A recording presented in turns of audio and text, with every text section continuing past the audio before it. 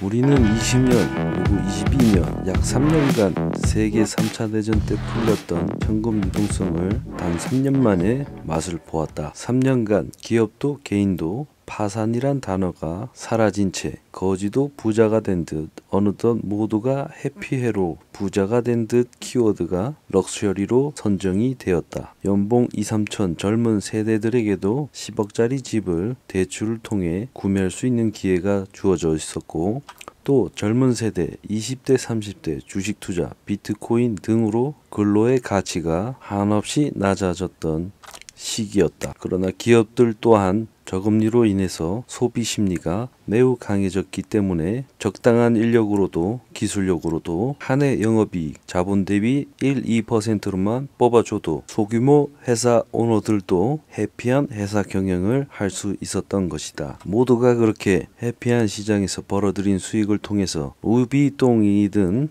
그런 명품관에는 백화점의 명품점에는 줄이 마치 놀이동산 인기 놀이기구 마냥 줄이 길게 늘어져 있었다. 차량 구매율도 역병 사태로 인해서 집에서 생활률이 높아지면서 인테리어 건축자재 구매율도 상승하게 되면서 사실상 전반적인 물가가 제자리에 있는 것이 이상할 정도로 소비 심리가 매우 강했다. 그리고 세계 제조 공장 역할을 했던 중국이 머리가 굵어지면서 더 이상 싸게 만들어 먹었던 여건들이 사라지게 되었던 시점이다. 그렇게 우리는 역병 사태를 잘 이겨내라고 엄마가 아니라 정부가 풀어줬던 약값들을 삥땅 쳐가지고 슬기로운 럭셔리 생활들을 해왔던 것이다. 아직도 주변을 보면 3년간 풀렸던 캐시 유동성 뽕에 취해가지고 가소비를 밥 먹듯 하는, 곧 경기가 다시 좋아지겠지라는, 주식이 상승하고 부동산이 다시 상승을 하니 경기가 다시 살아날 것이라는 희망 회로를 돌리고 있는 지인들이 상당하다. 그러나 명심하시라. 앞으로 혹여라도 또다시 큰 역병 사태가 발생이 된다면은 지금과 같은 돈풀기는 없을 것이고, 그땐 정말 지옥이라는 광경을 경험하게 될 것이다. 그것을 대비해야 하는 것이고, 우리가 경기가 좋았던 시절은 역병 사태에 정부는 또 빚을 내어 기업들과 개인들을 살리고자 돈을 풀었던 그 시기만큼은 빨리 잊어버리고 정신을 차려야 한다. 20대 젊은이들은 근로에 대한 가치를 정립할 필요가 있고, 기업은 혁신적이고 철두철미한 관리를 통해서 살아남아야 할 것이다. 대한민국 정부는 정말이지 노련한 외교력과 나라간 이점을 챙겨야 할 필요가 있는 것이고, 우리는 하루빨리 역병사태 돈풀기 뽕맛을 잊고 수년간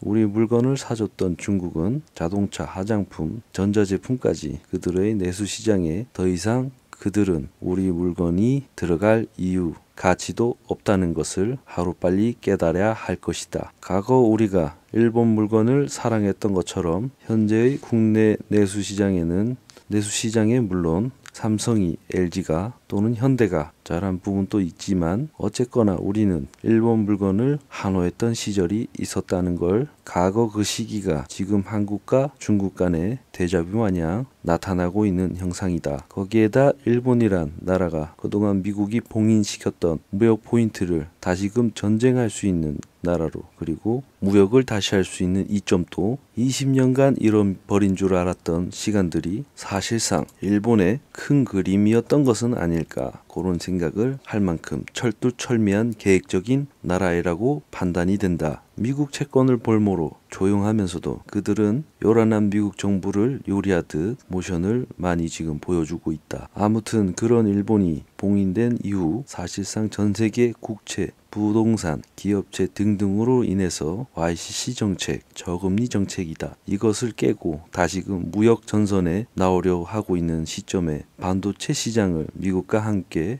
기웃기웃거리고 있는 것이다. 일본 YCC 정책 폐지 그리고 엔케리 청사는 이처럼 일본 부채가 상상 초월을 미국 다음으로 큰 것인데, 미국은 지들이 돈이 어디 있는지도 모를 만큼 정신없는 부채를 발행해서 전 세계에 뿌려져 있다 그러면 일본은 마치 테트리스를 하듯이 잘 끼워 맞춘 부채들이 자국으로 다시 돈을 흘러가게 된다 그러면 이것은 금융계에 있어서 핵폭탄급이다. 미국이 그래서 1월달 바이든이 부랴부랴 일본 기시다를 만나러 비행기를 타고 날아간 것이다. 그리고 그 자리에서 전쟁의 이점 그리고 무역의 이점을 일본에다가 나눠준 것이고, 아무튼 그런 것들이 중요한 것이 아니라 앞으로 우리는 무역으로 먹고 사는 나라인데 자총룡에는 일본 건물주가 1층 맛집 매장을 임자인을 쫓아내고 지들이 하겠다고 하고 있는 상태인 것이고, 우총룡 중국 복다리상들은 우리도 할 수 있다, 우리가 제조도 다 할 수 있다 그러고 있는 상태인 것이다. 두 나라 다 내수시장으로도 먹고 사는데 지장이 없는 나라이다. 그러나 우리는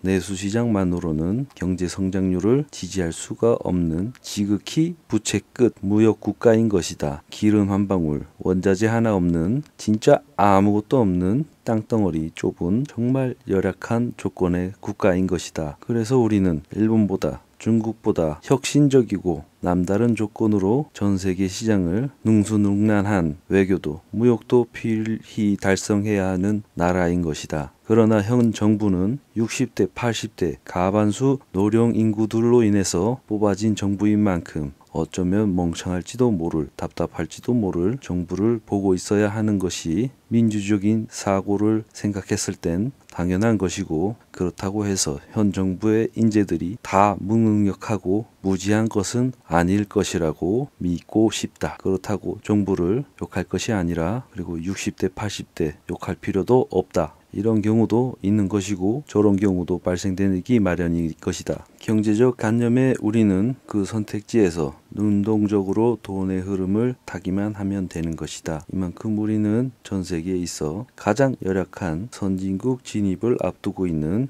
개발도상국이다. 우리 정부는 기업은 개인은 각자가 스스로 더 이상 럭셔리는 갖다 버리고 지극히 능동적인 가성비 있는 정부, 기업, 개인이 되어야 할 것이다. 물건 또한 세계에서 가성비가 최고인 물건을 만들어내야만이 살아남을 것이다. 2023년부터 키워드는 각자도생 가성비이다. 훈시 1번 취해있지 마라. 2번 가소비 하지 마라. 3번 방심 게으름 하지 마라. 이상으로 멘탈방송 마칩니다.